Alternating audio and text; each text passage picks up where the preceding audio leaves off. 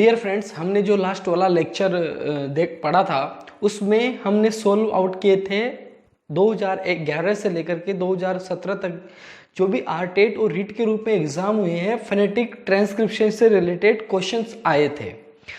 आज वाले इस लेक्चर में हम डिस्कस करने जा रहे हैं लिटरेरी टर्म से रिलेटेड जो भी क्वेश्चन आ चुके हैं। लिटरेरी टर्म कौन कौन से हैं हमारे सिलेबस में पहले हमें पता होना चाहिए। जैसे एक सोनेट है, जैसे एलेजी है, जैसे ड्रामा है, शॉर्ट स्टोरी है। तो दोस्तों इनसे रिलेटेड एग्जाम में क्वेश्चंस पूछे गए हैं। हर एग्जाम में लगभग 3 क्वेश्चन पूछे जाते हैं। एक चीज मैं आपको बता देता हूँ, आर्टेट 2011 का जो पेपर हुआ था उसमें लिटरेरी टर्म से रिलेटेड क्वेश्चन ना तो लेवल फर्स्ट में ना ही लेवल सेकंड में, लैंग्वेज सेकंड में पूछे गए थे। ओके, तो 2011 वाले प्रश्न हमें देखने नहीं है।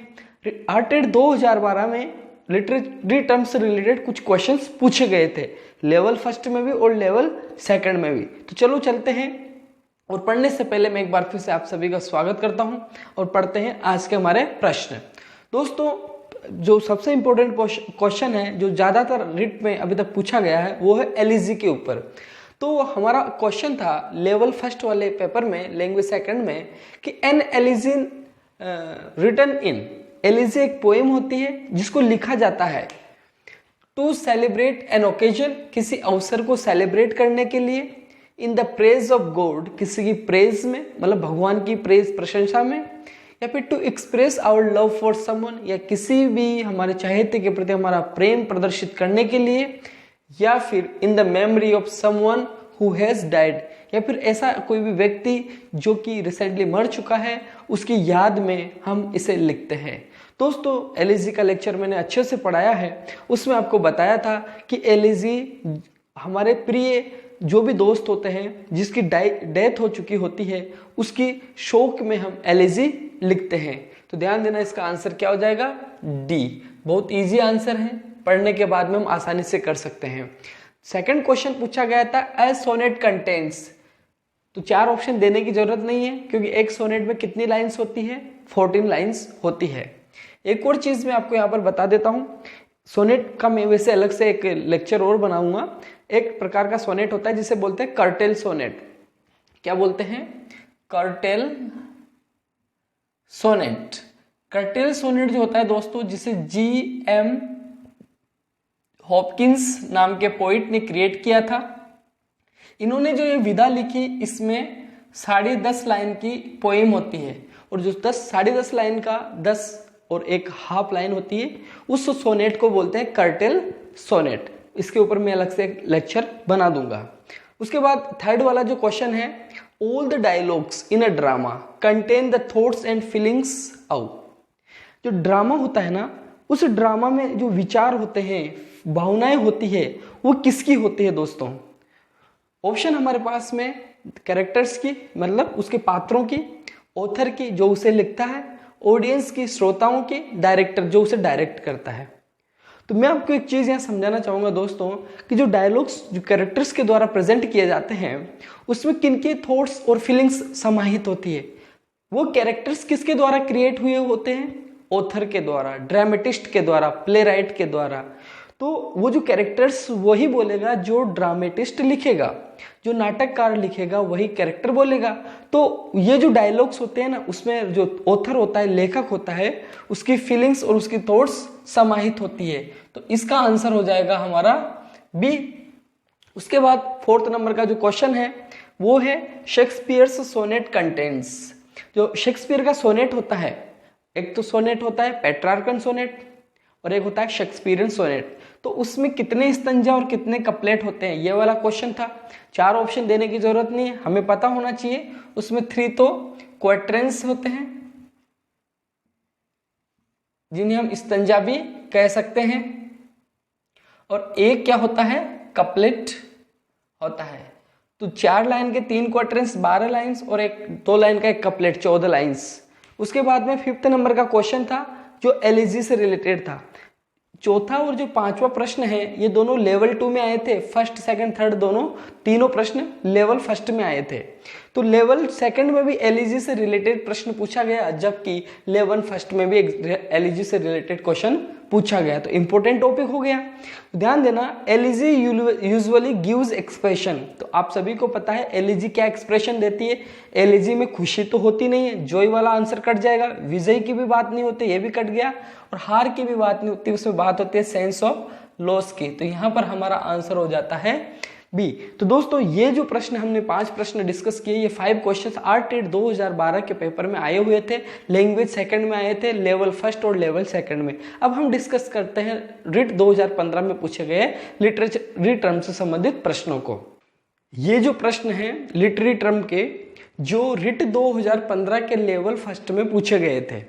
प्रश्न है English sonnet has. English sonnet किसे कहते हैं, पहली तो ये चीज हमें पता होनी चाहिए। हमने सोनेट के टॉपिक में पढ़ा है, जो शेक्सपियरियन सोनेट होते हैं उन्हें इंग्लिश सोनेट कहा जाता है, जिसमें भी 40 लाइन्स होती है और 3 क्वार्टेंस होते हैं और एक कपलेट होता है। ये चीज हमें ध्यान रखनी है। ये क्वेश्चन 2 बार पूछा जा चुका है। दी एलिजी इज, एलिजी का प्रश्न तीसरी बार आ चुका है। एलिजी मॉर्निंग और लेमेंटिंग पोएम है, यही आंसर है। फॉर्मल और सस्टेंट पोएम है, यह भी आंसर में आता है।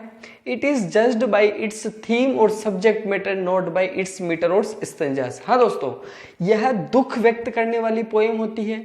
इसमें औपचारिक और लगातार दुख बना रहता है पूरी पोएम में, और यह जो जज की जाती है इसके सब्जेक्ट मैटर से जज की जाती है, ना कि मीटर और स्टेंजास से। कि एलिजी में इतनी लाइन लिखी जाती है, ये वाला मीटर यूज किया जाता है। तो इसका आंसर हमेशा हो जाएगा डी। ये क्वेश्चन आ चुका है, आसानी से आप इन्हें याद कर सकते हैं। ड्रामेटिक मोनोलॉग, दोस्तों ड्रामेटिक मोनोलॉग थोड़ा सा आप लोगों के लिए डिफिकल्ट हो सकता है, क्योंकि ये ड्रामा नहीं है, ये ड्रामा का पार्ट भी नहीं है दोस्तों। ड्रामेटिक मोनोलॉग एक टाइप की पोएम होती है जिसमें ड्रामा चलता रहता है। यह जो पोएम होती है, इस पोएम का क्वेश्चन एग्जाम में आ चुका है। अभी तक मैंने वैसे ड्रामेटिक मोनोलॉग पर लेक्चर नहीं दिया है, लेकिन जब मैं इन क्वेश्चंस को कंप्लीट कर लूंगा तो एक तो कर्टेल सोनेट के ऊपर और ड्रामेटिक मोनोलॉग के ऊपर एक डिफरेंट अलग मैं आप लोगों के लिए लेक्चर तैयार करूंगा। तो इसमें जो ऑप्शन होता है दोस्तों, जो ड्रामेटिक मोनोलॉग मैंने आपको कहा कि एक ऐसी पोएम होती है जिसमें ड्रामा चलता है, उसमें एक ही होता है जो स्पीकर होता है। जो स्पीकर होता है वो अपनी ही बातें उसमें बताता रहता है, उसमें ऑडियंस इन्वॉल्व नहीं होता है, फिर भी हमें लगता है कि हाँ इसमें ऑडियंस है। इसमें जो कैरेक्टर होता है, जो प्रोटेगोनिस्ट होता है, वो अपने अंदर की जो फीलिंग्स होती है उनको बताता रहता है। अगर आप लोगों ने पढ़ी हो तो माय लास्ट डचेस, जो रॉबर्ट ब्राउनिंग है, विक्टोरियन एज के पोइट, उनकी पोएम है, बहुत फेमस पोएम है। तो इसमें पहली quality a dialogue with self by the character. जो इसका एक पात्र होता है, अकेला होता है, स्पीकर होता है, वो अपनी स्वयं की ही बातें करता रहता है। दूसरा, it is for the audience, इसमें ऑडियंस नहीं होते लेकिन यह ऑडियंस के लिए होता है, करेक्ट है। It expresses mind and innermost feelings, यह अपने दिमाग में क्या चल रहा है, मतलब कैरेक्टर के दिमाग में क्या चल रहा है, उसके अंदर की फीलिंग्स क्या होती है, उसको स्टेज के ऊपर शो करता है। इसलिए ड्रामेटिक मोनोलॉग का जो आंसर होगा ये हो जाएगा डी हो जाएगा दोस्तों। तो ये प्रश्न एग्जाम में पूछा जा चुका है, तो थोड़ा सा हटके भी हमें चलना होता है। अब हम पढ़ते हैं लेवल 2 के प्रश्न। रिट 2015 में जो लिटरेरी टर्म के क्वेश्चंस पूछे गए थे लेवल 2 में, उसमें पहला प्रश्न था drama differs from poetry as, कि जो 4 ऑप्शन है, इन चारों ऑप्शन में से 3 तो सिमिलर है जो पोइट्री में भी मिल सकते हैं और ड्रामा में भी मिल सकते हैं, लेकिन एक ऐसा ऑप्शन है जो सिर्फ ड्रामा में मिलता है, पोइट्री में नहीं। तो जैसे इट हैज मेटाफर, ड्रामा में मेटाफर होता है तो पोएम में भी मेटाफर मिल सकता है। इट हैज राइम स्कीम, दोस्तों ड्रामा में भी राइम स्कीम मिल सकती है और पोइट्री में भी मिल सकती है। It is written in stanzas, हाँ दोस्तों पोइट्री भी स्टेंजाज में लिखी जा सकती है और जो ड्रामा होता है वो भी स्टेंजाज में लिखा जा सकता है। जबकि इट हैज एक्शन, ड्रामा में एक्शन होता है, पोइट्री में नहीं। तो यहाँ पर हमारा आंसर हो जाएगा बी। उसके बाद सेकंड क्वेश्चन पूछा गया था the subject of a sonnet, sonnet का विषय क्या होता है। सोनेट हमेशा ध्यान रखना लव के ऊपर लिखा जाता है, तो बायोग्राफी ऑफ अ पर्सन नहीं है, करेज साहस के ऊपर लिखा जाता है, नहीं लव के ऊपर लिखा जाता है। और यहाँ पर आंसर हो जाएगा हमारा सी, रिवेंज मीन्स बदला, बदले के लेकर के सोनेट नहीं लिखे जाते हैं। उसके बाद तीसरा प्रश्न है हमारा एलिजी। हाँ दोस्तों एलिजी का प्रश्न एक बार फिर रिपीट हुआ है, इसका मतलब यह है कि जब तक लिटरेरी टर्म के प्रश्न आए हैं हर चाहे लेवल फर्स्ट हो चाहे लेवल सेकंड हो, एलईजी और सोनेट का प्रश्न हर एग्जाम में आ रहा है। इसका मतलब अभी तक तो इजी क्वेश्चंस पूछे गए हैं, पर आने वाले इस एग्जाम में हो सकता है आपके थोड़े से टफ प्रश्न पूछे जा सकते हैं, तो आप लोग अच्छे से इनके लिए तैयार रहिए। इसका पहला ऑप्शन है प्रेज ऑफ पॉलिटिकल लीडर। इसमें एक राजनीतिक नेता की प्रशंसा की जाती है क्या? नहीं की जाती है। ऑप्शन नंबर 2 है lamenting the death of a dear one.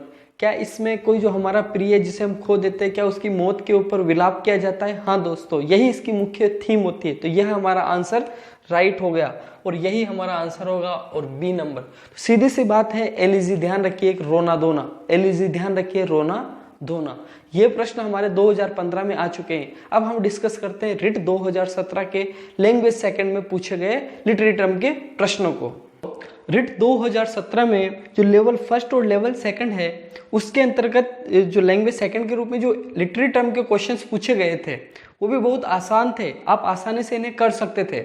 लेकिन हो सकता है कि जो आने वाला समय है, क्या ये जो प्रश्न अभी तक पूछे गए क्या इन्हीं में से प्रश्न रिपीट हो जाए? हाँ दोस्तों, अभी तक तो ऐसा ही लगा है, क्योंकि हर जैसे पेपर है पेपर वाइज क्वेश्चंस को एक दूसरे पेपर में चेंज कर देते हैं।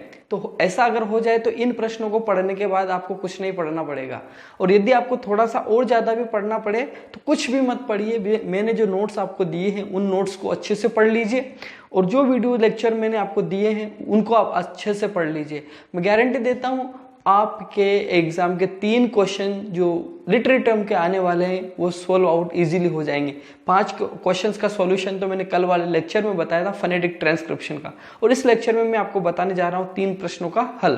तो दोस्तों 2017 के रिट में जो लेवल फर्स्ट है उसमें पहला प्रश्न पूछा गया था कर्टेल सोनेट। हाँ दोस्तों, मैंने भी अभी आपको बताया था कर्टेल सोनेट क्या होता है। 10.5 लाइन में लिखा जाता है, 10.5 लाइन में लिखा जाता है। मैं इसके ऊपर एक अच्छे से एक लेक्चर बना दूंगा दोस्तों, जो आपको आसानी होगी इससे रिलेटेड यदि और एक और प्रश्न पूछ लिया जाए तो। कर्टेल सोनेट दोस्तों 10.5 लाइन का होता है, तो अपना आंसर 14 नहीं होगा, 13 नहीं होगा, 10.5। तो हमारा आंसर यहाँ पर क्या हो गया? सी। दूसरा प्रश्न जो उसमें पूछा गया था, a lament for the dead is a feature of. एक मरे हुए व्यक्ति के ऊपर विलाप करना कौन सी विधा जो लिटरेरी टर्म है उसकी क्वालिटी है? तो आप सभी को पता है, क्योंकि हर एग्जाम में ये प्रश्न पूछा जा चुका है। वो कौन सा है? वो है एलिजी। तो इसका आंसर भी हमारे क्या हो जाता है? सी। तीसरा जो क्वेश्चन पूछा गया था, अ फिक्शनल प्रोज टेल। वैसे अगर आपको बस इतना सा भी मिल जाए ना, जिसमें टेल शब्द लिखा हुआ मिल जाए, प्रोज टेल।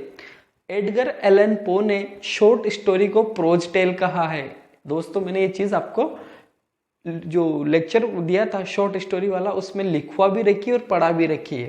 तो इसका आंसर हो जाएगा स्टोरी। यहाँ पर वैसे ऑप्शन में स्टोरी ही था, लेकिन यदि शॉर्ट स्टोरी भी आता है तो यह भी इसका आंसर करेक्ट होता है, और आंसर इस प्रश्न का हो जाता है डी। तो ये जो पहला, दूसरा और तीसरा जो प्रश्न है, ये रिट 2017 में लेवल फर्स्ट के लैंग्वेज सेकंड के रूप में पूछा गया था। और जो 4th और 5th नंबर के 2 प्रश्न हैं, दोनों इजी हैं, बहुत ही इजी, जो लेवल सेकंड के पेपर में आए थे। पहला प्रश्न तो वह है कि a person who rights a play. एक ऐसा व्यक्ति जो प्ले को लिखता है उसे क्या कहते हैं? जो प्ले को लिखता है उसे बोलते हैं प्ले राइट। क्या कहते हैं? Play right. ओके, जो ड्रामा लिखता है, प्ले और ड्रामा एक ही होता है, ड्रामेटिस्ट भी से कहते हैं। Sonnets usually are in. Sonnet जो होता है उसको किस में लिखा जाता है? तो 4 ऑप्शन थे हमारे सामने। एक ऑप्शन तो था आयम्बिक ट्राईमीटर, आयम्बिक पेंटामीटर। तो ध्यान देना दोस्तों, ये लिखा जाता है आयम्बिक पेंटामीटर में। ये क्या होता है इसके ऊपर हम अलग से डिस्कशन करेंगे, और वैसे मैंने ये चीज आपको सोनेट वाले लेक्चर में भी पढ़ा रखी है, पहली ही लाइन है ये। ओके, तो आयम्बिक पेंटामीटर में सोनेट को लिखा जाता है। तो दोस्तों ये जो प्रश्न थे आर्टेड 2011 में वैसे कोई लिटरेरी टर्म का क्वेश्चन पूछा नहीं गया, तो आर्टेड 2012, रिट 2015 और रिट 2017 में जो भी प्रश्न पूछे गए उन सभी प्रश्नों का हल यहाँ पर है। हो सकता है इन्हीं प्रश्नों में से आपके एग्जाम में प्रश्न पूछा जा सकता है। तो दोस्तों इनको देखिए, अगर आपको कोई कंफ्यूजन हो तो मुझसे कांटेक्ट कीजिए, मैं आपका हर प्रश्न का सॉल्यूशन दूंगा, और बने रहिए मेरे साथ। और यदि आपको सफल होना है और इंग्लिश के 30 में से 30 प्रश्नों का सोल्व आउट करना है तो थैंक यू वेरी मच। एक और चीज़, यदि आप लोगों को इससे भी ज़्यादा चीज़ें देखनी है तो आप DS पाठशाला चैनल पे जाइए, सब्सक्राइब कीजिए और सारे वीडियोस देखिए। आप अगर आप कहीं टेलीग्राम यूज़ करते हैं तो टेलीग्राम पर भी DS पाठशाला नाम से चैनल अवेलेबल है। तो दोस्तों हर सुविधा हर जगह अवेलेबल है, बस पढ़ने वाले की कमी है। तो आप बन जाइए और आने वाले समय के भविष्य के भावी अध्यापक बन जाइए, ऐसे मैं आपकी कामना करता हूँ। Thank you very